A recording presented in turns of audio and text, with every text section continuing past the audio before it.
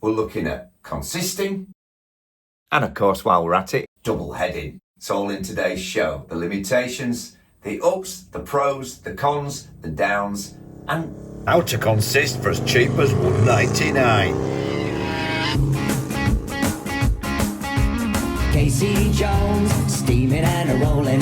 Casey Jones, you never have to guess. When you hear a tootin' of the whistle, it's a Casey at the throttle of the Cannonball Express.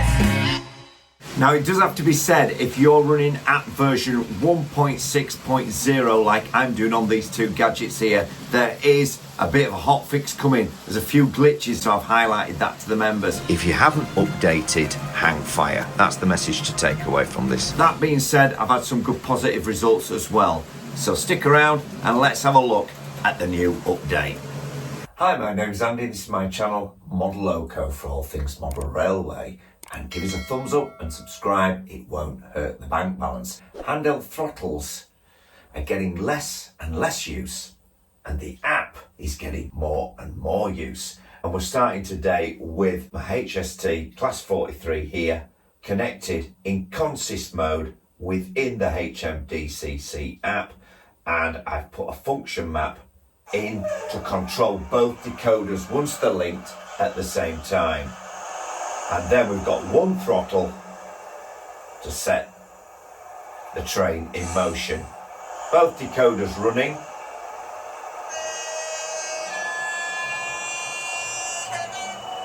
And away we go.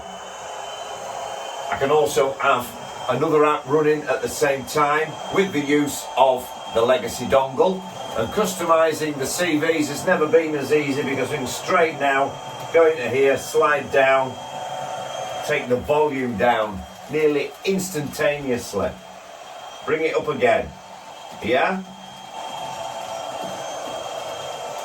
And do all sorts of things like that. Changing direction now changes lights on both the drive and the dummy end. So there's no more having to do any workarounds or going to DCC mode to do that. Also, I run Digitracks and I like that as well. So if I'm running that, then I can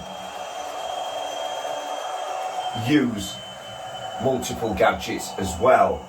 And in fact, with Digitracks, I can have 4 locos on one screen. You might start getting to the point where you feel you want everything on one screen. Now, this is great when you've just got a few consists and a few locos. So we'll start by how we get this simply up and running, and then go more into the consist of, say, 2 Flying Scotsmans, or maybe a Mallard as well. And then we'll compare it to DCC and the normal decoders as opposed to Bluetooth. The HM7000 system app update was definitely needed for simpler consisting of HM7000 decoders, no doubt about that. To get the app update, you'll need to go to your app store and make sure you've updated to version 1.6.0. I'm also using Gen 1 iPad Pros here, and you can pick a good one up on eBay for about 75 quid these days. Also, I noticed after I had updated the HMDCC app that things weren't running quite as they should, and loco pics that I've uploaded in the past within the app began disappearing. Now, Hornby are aware of this, and they have advised just hang fire with an update until the hotfix is released. If you have already updated and you're having issues like me, then of course don't do anything drastic to your CV settings or your models, because it probably is a problem with this latest update. It is a new app after all, and they are breaking some big ground here with this new release. Also, it's given me a good opportunity to locate and get all my device reset codes all in one place. I've now made a list of all my decoder numbers. Now I've updated and reinstalled it all. Reset codes if I move these onto another gadget, say in the future. And more importantly too, I've added which decoder is in which loco, as I have about 20 of these decoders now. And yes, you'll definitely want to know this information quickly if you're troubleshooting for any issue that might arise on your layout. and there has been today, but we've still got some good results to show you. Okay, so moving on, but still with HMDCC. We're in Shiredale. Now, I have got quite a few TT120 locomotives on the track. The first one I'm going to look at today is the bottom iPad. Now, I've got these two running the layout at the moment. I might use this for an upline and this for a downline, this for a branch line, this for a main line, depending on which layout and which system I'm using. I use Digitrax, and so in that system, I can't use the Elite or the dongle. But when I'm using the Hornby system, which is the Elite, the dongle is plugged in because this connects to the system through the dongle. Of course, reset codes in locomotives. If you wanted this as master, which it is, then all the reset codes are allocated to that. If you wanted to put these reset codes into here, you'd have to take them out of here and put them across.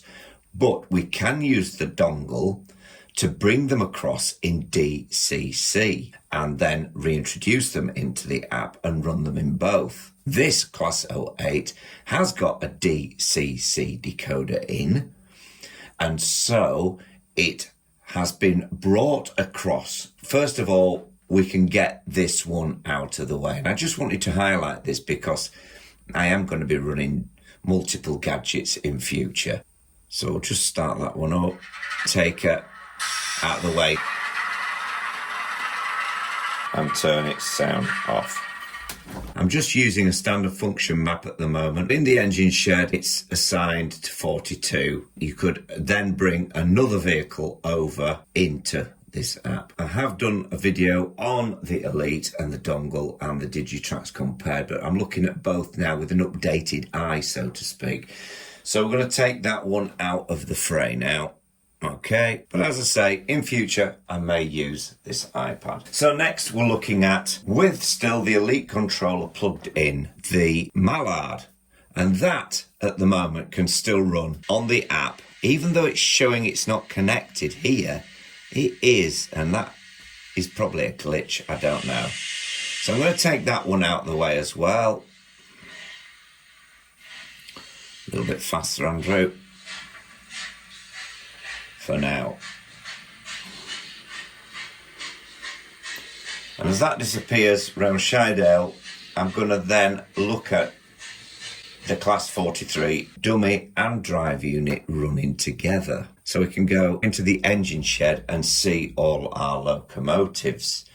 If I press new vehicle, I can now select consist, and we'll call this one new HST set, and it's already given it the next available number in the address system. Import picture by the usual method into our consist. We can tap on assign now to assign our available locomotives. Now you'll see straight away that the Class 08 isn't available. That's because that's got a DCC decoder in. It's only showing the Bluetooth decoders for consisting. Now, if we'd have used the dongle and brought them all over via DCC, that is probably a different story. But we're not in DCC mode, we're in HMDCC mode. So the available locomotives are on the screen. I'm going to select the drive unit, which has now gone green and says assigned, and the dummy. Now, if any other locomotives had been assigned to any other consist, these would be highlighted in red, but they're not, so we're all right. We can choose them. We've got our picture, we've got our selected locomotives. We can reselect the address and give it a different number. If you want to go from 100 onwards or something like that, you could set it 100 or whatever you want to do. You can also look at function maps, and we've got the consisted locomotives that I've used in the past. I can import that as a global function map to operate all the sounds together on the consisted locomotive selected, or a profile from Hornby. But I'm going to use the drive unit from that. That's now imported. When I go back to the main screen, you'll still see Mallard being selected. You should also see that now in the top menu bar, the two HST drive and dummy units have disappeared from the menu, and they're only available as a consist because they've been selected. So that saves all that confusion. And in here under global functions, you'll see the function map that I've imported.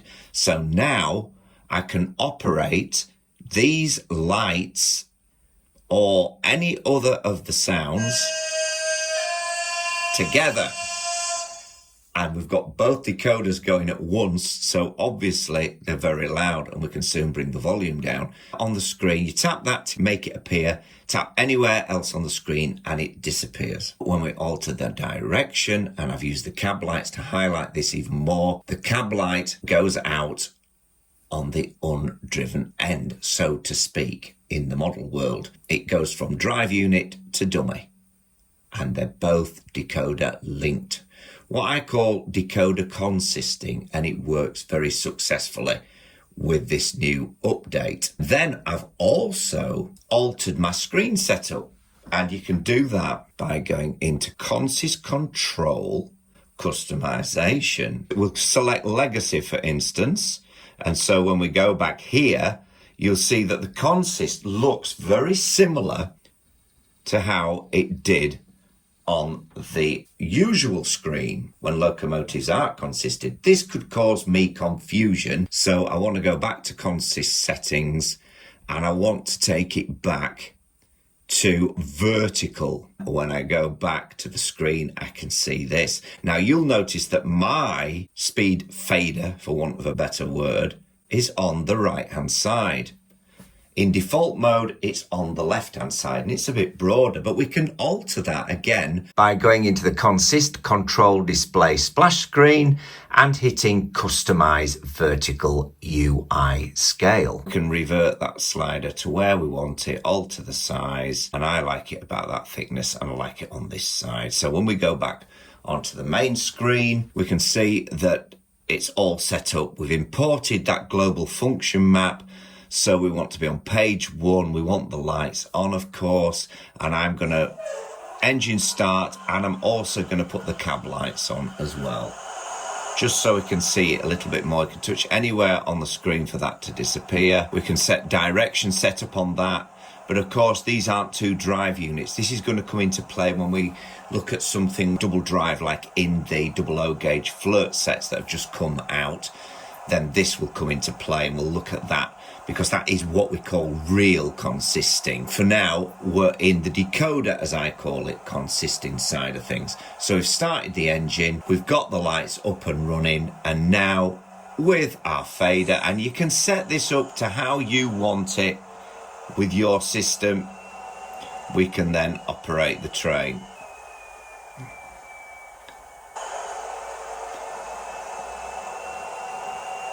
And we can edit all this, i.e. if it's not loud enough, we can bring it up. Remembering now when we're using the global map that both decoders are running in unison, so we've got double the volume, so to speak. So I have it about 20 my locos. It's plenty loud enough. I'd advise not going over 50% really, ever. And we can go right back, and you can see there's all sorts of different settings in here that you can look at, but I'm just concentrating on the basic ones. Slide bar behavior, you can have drag and drop or sliding depending on your gadget really. Even set the language. You can say show consists, so they're the ones I've built up. I've got a Scotsman consist, which we're going to look at, a true consist, because they're two independently controlled engines. I've got another HST consist there that I set up, and see that I've already signed them to the other consist, which is this one, the new HST consist. So I can't put them in two consists at once. And then if we look at our Scotsmans, you'll still see that these two are independently controlled. But if we went back, then we could go on that and assign our Scotsmans. Now you'll see they're red because they're in another consist, of course, our new HST consist, and we can select our 2 Scotsmans. I call one Wonky because it was my first ever Scotsman. I think I got one of the first TT locomotives in the country, and I was definitely one of the first to highlight them. And at the time we said, or Hornby said, that you could run them in analog mode using the analog mode in an Elite controller. That didn't work, and I tried it and he couldn't do it, but it was all resolved and the literature was updated. So we've assigned them to this consist now. That is what we're looking at next. You'll see that the Flying Scotsmans have disappeared from the menu bar, but it's showing them in a consist, and I've already put a global function map in, so they've both started up. If we go into our HST consist, you could have these on 2 screens by using the dongle. I'm not looking at using the dongle in DCC mode today with consisting and things. We're just looking at the basics. So you can take the HST out of the station.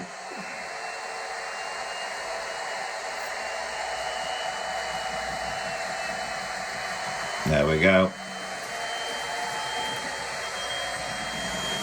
That's on its way.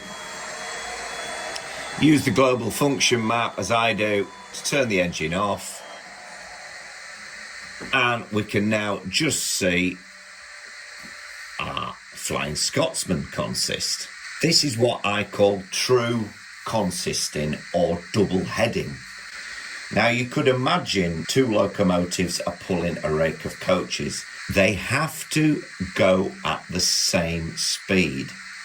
And so it's recommended that you use the same decoders we have, the same brand we have, the same scale of course, and the same type of locomotive. And yes, because of my hiccups early on, then we have got both exactly the same. There is something else to add. If we go into edit mode, go down here and configure your locomotive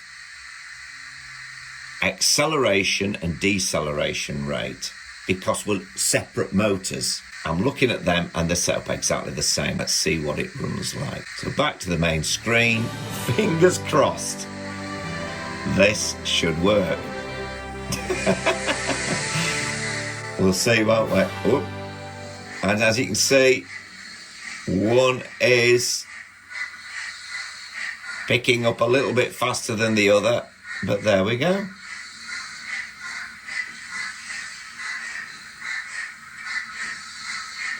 I'm going to let it run round the loop and see what it looks like when it comes back in to the station, okay?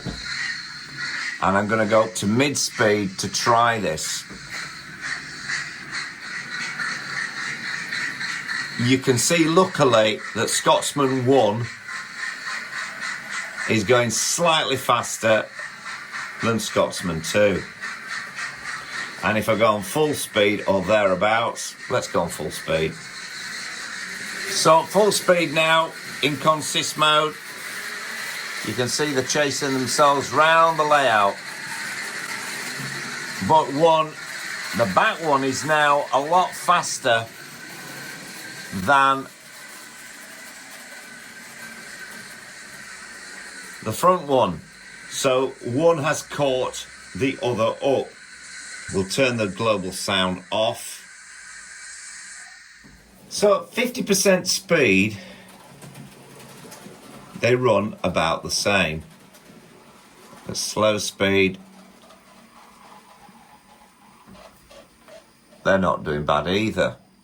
But you can tweak all that within these settings here by clicking on that. I'm going to leave that for now. That's up to you if you need to do that. Let's see what they're like in reverse. No sound. I'll put the sound back on. Oh, sorry, that's lighting. There's no lighting on Scotsman's. I'll touch anywhere to get rid of that. But yeah, it is quite successful. Very good. So then we could just get all the points because they're not frog wired in yet. I've got all the wiring in there. I'm just so busy doing other things that I haven't had a chance to update the layout, as you probably can see. But there's so many exciting things behind the scenes, and control is very important, isn't it? So now let's stop them in mid-flow. And what we're going to do is introduce a third locomotive into the consist, okay? And that is going to be the mallard. So we'll just pull them back a little bit into view of the camera.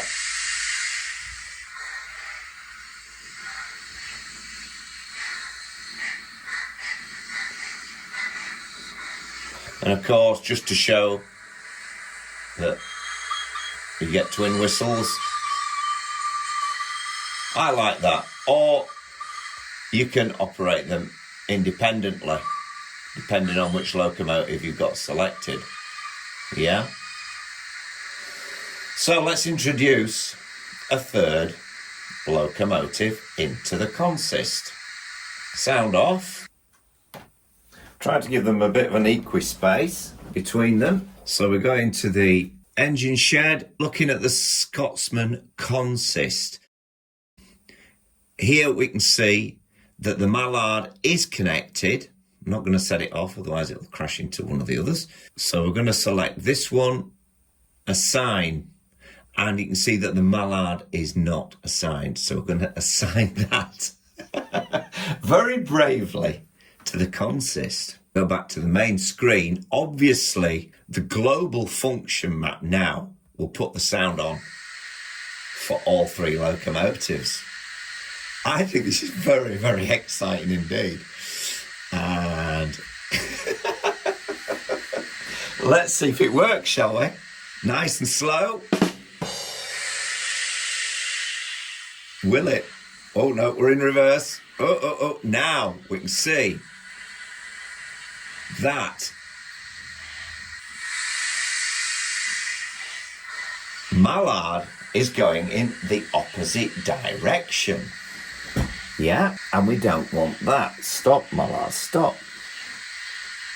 Direction set up, and you can see now that the Scotsmans are going in the same direction. We want to alter that and exit. That's it. We're globally controlling all three, and all the sounds come on at once, or we could just, for instance, turn the mallard sound on independently and leave the others off. But I'm going to put them all on globally for this trial. And let's see what happens. Here we go. Come on. Oh, and yeah, I'm afraid we can see at the moment that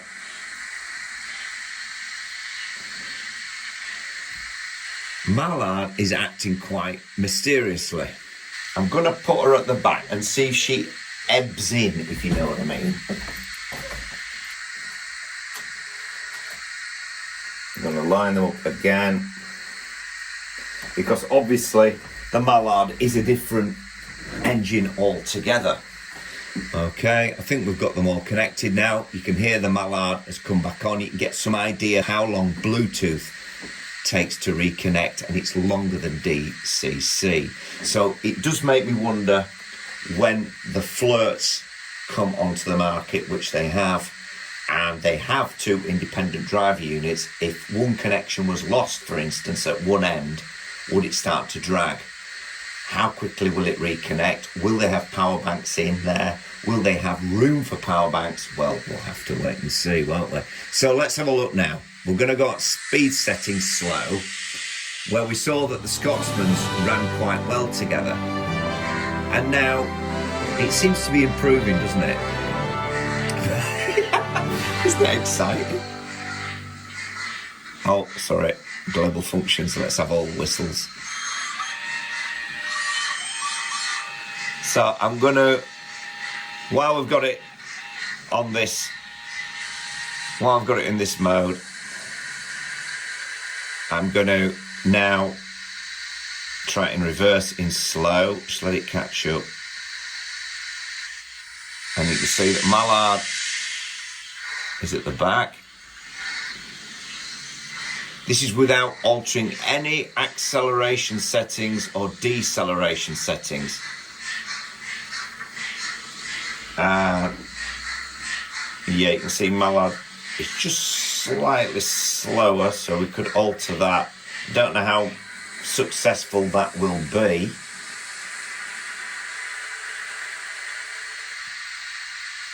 Right, so I'm going to try them at sort of midway, 50%.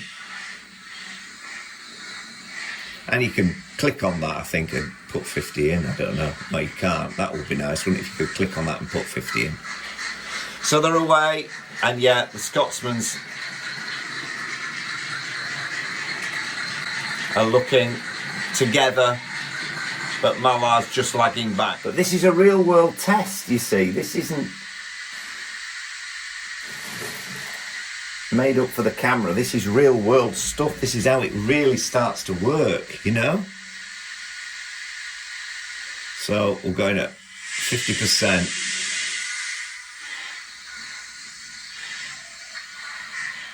And you can see from a standing start that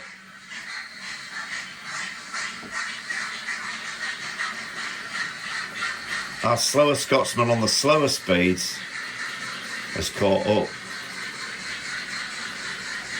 Starting to ebb away a bit now. Well, we'll see what it looks like when it comes back round. I'm also going to get the HST going round, just for a bit of fun. Just to see if that complicates the mix in any way.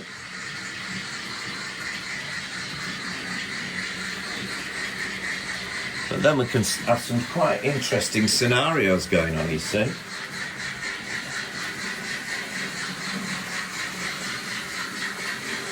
As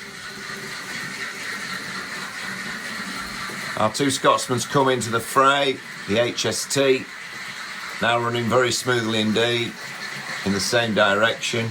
Obviously these would run in opposite directions. HST consist going because there's no issue with decoder consisting whatsoever, but I have found a couple of things obviously with the actual locomotive consisting. So we'll go back onto that. And let's see what happens here. Self in slow mode. In slow mode, they're all doing quite well.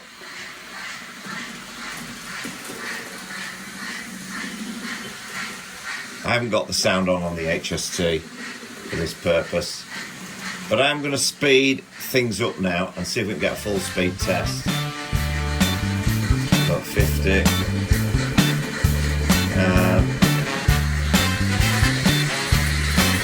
At full speed, my slower flying Scotsman catches it up, and then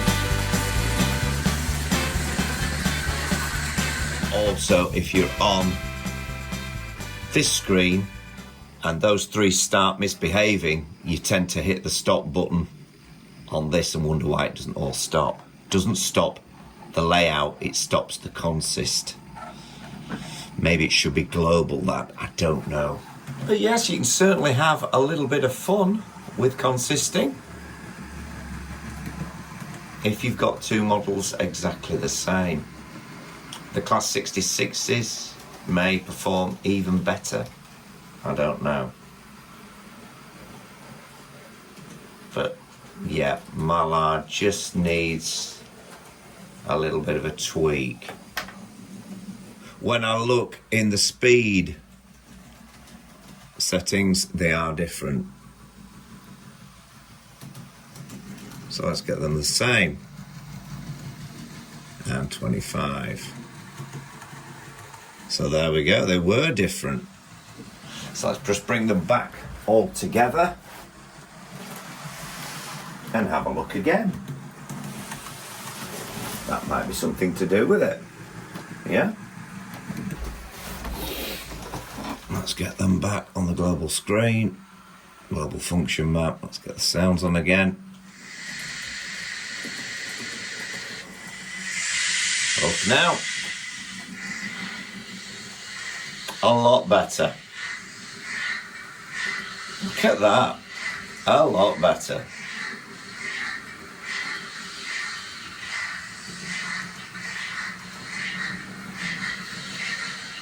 %.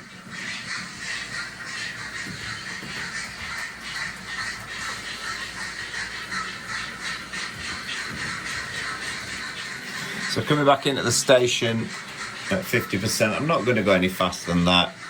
I can see that Scotsman 1 has gone a little bit ahead of the game. And there's about an equal gap between the two, look. See if it still creeps again. See if it goes off now. And yes, it has. And the HST.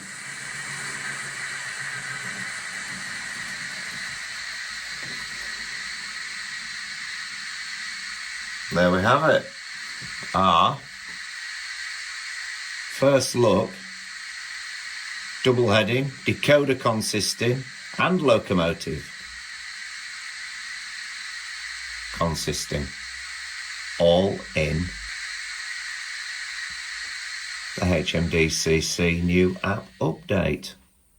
And yeah, if you want to further tweak these locomotives, then you would have to go into their CV settings. And consisting, we can then unassign those three, and when we go back in here, we'll see them reappear in the menu bar. And then you can go into, say, Mallard, locomotive settings, advanced CV editor, refresh CVs.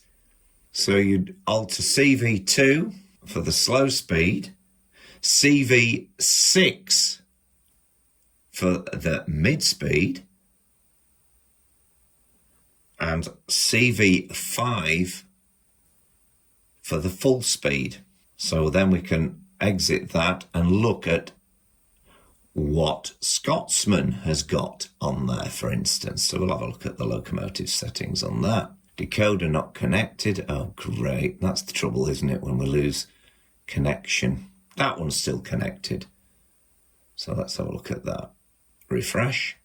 So again, CV2, which is the same from my memory.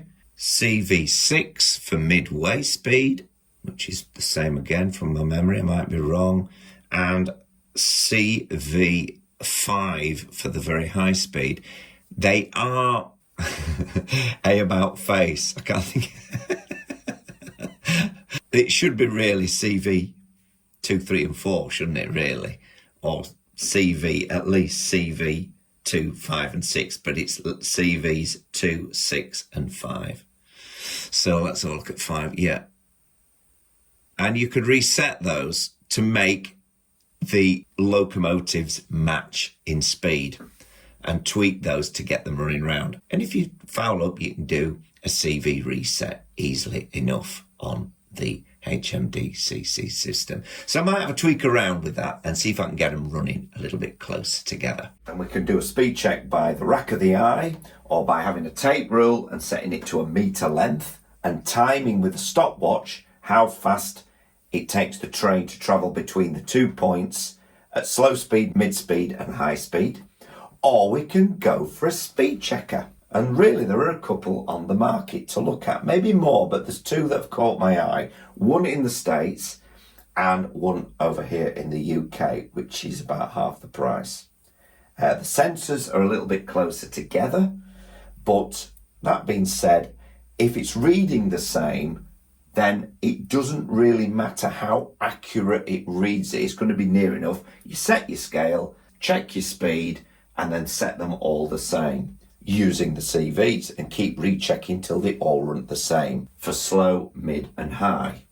And then theoretically, they should all run in unison. It all comes down to how tight the cogs and gears are, how old the motor is, how well it performs, how well it's oiled and the linkages are loose and not tight. So all these things come into play. And of course, even then, as your trains go round, they can hit a little bit of dirty track and one locomotive will get slowed down and get put out of sync.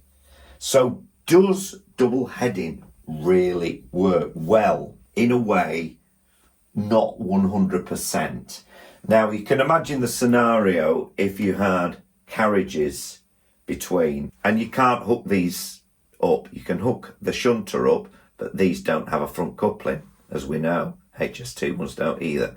But the newer models are going to have a coupling on, and so you will be able to do the double heading. These are exciting things that are coming down the line, and I think they're going to start using cordless motors a little bit more at Hornby once they get one that doesn't get affected by HMDCC and Bluetooth and things like that, because they had a few issues initially, Chris was saying early on. So once you get that and they're linked up, then you could do a successful double head. And yeah, you might get a little bit of pushing and pulling, and that could cause a bit of buffer clash or a bit of derailment. Now, the scenario is really that we see most trains with one at the front and one at the back helping, you know, and you've got a rake of coaches in between. Now, that is where your CV settings would have to be bang on, because if they aren't, they're going to scrunch or pull and tug at your couplings. So that's all to be seen. Would I like to try it? Well, shall I have a little go now, just with the two Scotsmans set in slow speed and see what happens? Why not? So as you can see, our earlier models of TT120 locomotives don't have front couplings. Now, it's a head and tail shunt when there's a locomotive at the front and the back. So it's a reverse head and tail shunt. Oh boy, anything could happen, couldn't it? Yeah, so that's not showing connection, and that one is. Let's just see if there's a whistle. Yeah. Okay, is it there? Yes, it is. Okay, so, right. And obviously, one key would have to be in the opposite direction. TT120 consist, there it is. And we're going to assign two Scotsmans. There we go. And we're also going to look at the direction setup. It looks like it's already done it for us, has it?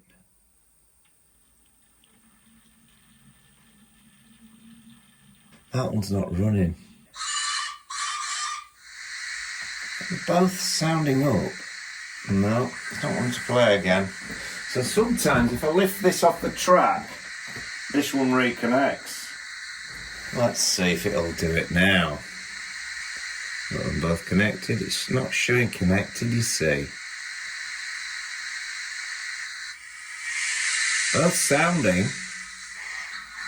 Oh, there we go. There we go. There is consisting.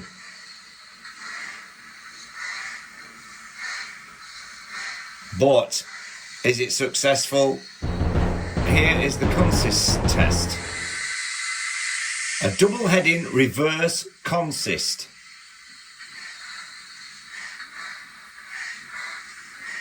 Over the unfrog points, so I'm happy about that.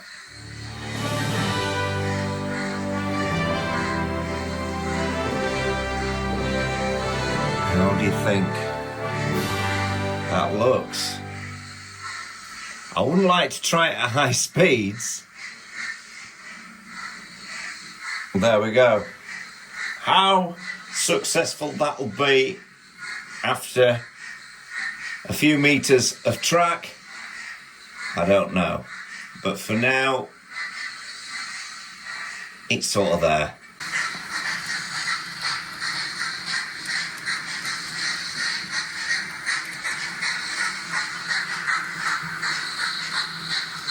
Doing it.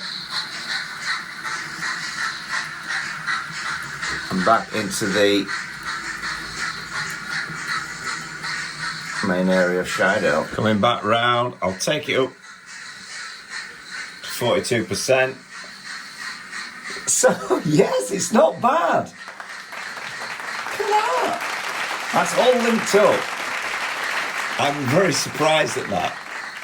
Yeah, there's a few glitches here and there. But nice. Pretty good is that. We'll swing the camera around, pan it round. See what I've been doing, playing with here. A few leads and stuff.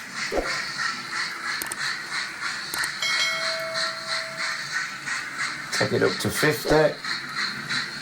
Risking it a bit now.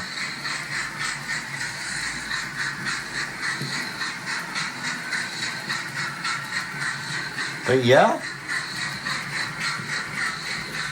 that is about as good as it gets. We'll try it the other way.